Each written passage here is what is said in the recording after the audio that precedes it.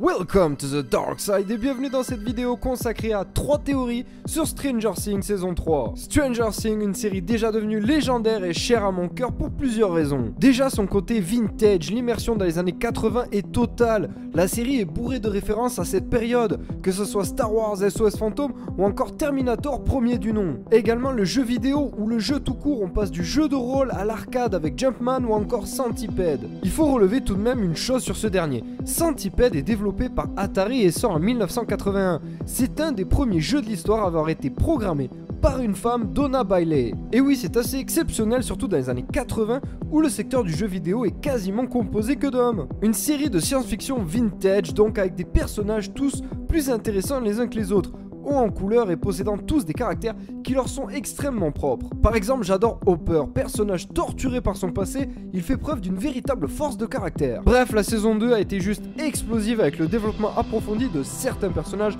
comme 11 ou encore Steve Harrington qui est passé du connard de base au mec plutôt sympa. Le développement de Hooper, Lucas, enfin bref, j'en passe, mais c'est surtout la venue d'une créature fantasmagorique qui nous intéresse, celle sortie tout droit de l'Upside Down. Elle sera un véritable cauchemar pour le jeune Will qui dans la série est un véritable martyr quand même. C'est lors du bal d'hiver que l'on apprendra que rien n'est terminé et que tout vient de commencer. Alors on est parti sur 3 théories sur Stranger Things. Première théorie et non des moindres, la fille de Hooper aurait fait l'objet d'expérimentations au laboratoire Dawkins. Déjà un premier élément, les escaliers du laboratoire Dawkins. Souvenez-vous, alors que nos héros sont bloqués dans le laboratoire après que Will ait servi plus ou moins d'espion pour l'Upside Down, nous pouvons apercevoir des escaliers. Celles-ci ressemblent beaucoup à celles qu'on a pu apercevoir dans le flashback de Hooper où celui-ci est accablé de chagrin après le décès de sa jeune fille. Le seul problème, c'est que dans la saison 1, Hooper ne semble pas connaître le laboratoire et ne semble ne jamais y avoir mis les pieds. Cependant, c'est vrai que la maladie de sa fille semblait incurable. On peut donc imaginer que, pris de désespoir, il ait accepté un protocole expérimental. Ceci indiquerait donc que la mort de la jeune fille est factice et que l'on pourrait la revoir dans la série,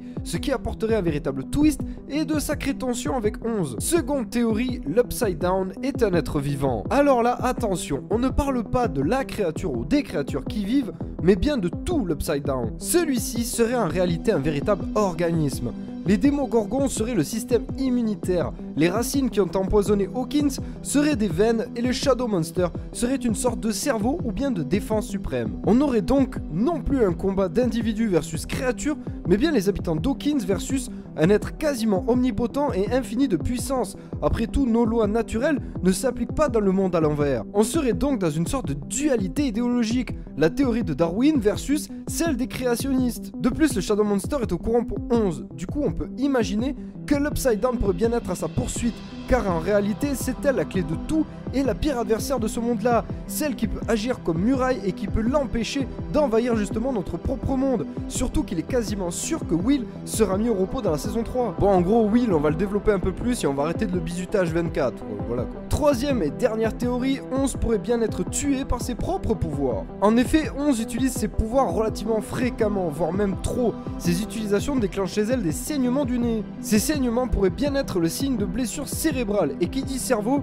dit irréversible. Ces utilisations répétitives endommagent donc son corps, mais on peut voir également dans la scène finale de la saison 2 son combat contre le Shadow Monster que pousser ses pouvoirs à son paroxysme modifie son apparence et endommage gravement son enveloppe charnelle. Cet acte héroïque a sans doute laissé des traces et des affrontements d'une telle violence pourrait donc à la longue lui coûter la vie. Une autre hypothèse est aussi imaginable, c'est que cette utilisation pourrait endommager gravement le cerveau de 11, ce qui déréglerait le contrôle qu'elle a sur ses pouvoirs. Elle deviendrait donc une véritable bombe à retardement pour Hawkins et ses amis. Cette dégénérescence pourrait aussi ouvrir grand les portes de l'Upside Down et créer une véritable zone apocalyptique. C'est la fin de cette vidéo et j'espère véritablement qu'elle vous a plu. Si c'est le cas, n'hésitez pas à lâcher un gros pouce bleu, vraiment faites-moi péter cette barre des pouces bleus, ça aide énormément la chaîne. Dans les commentaires, dites-moi ce que vous avez aimé dans cette vidéo et ce que vous n'avez pas aimé dans cette vidéo. Dites-moi si vous-même vous avez des théories sur la saison 3.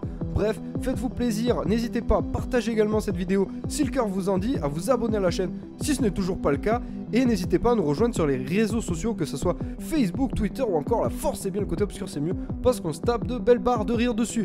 En tout cas, moi je vous dis à la semaine prochaine pour une autre vidéo, et que la force soit avec vous.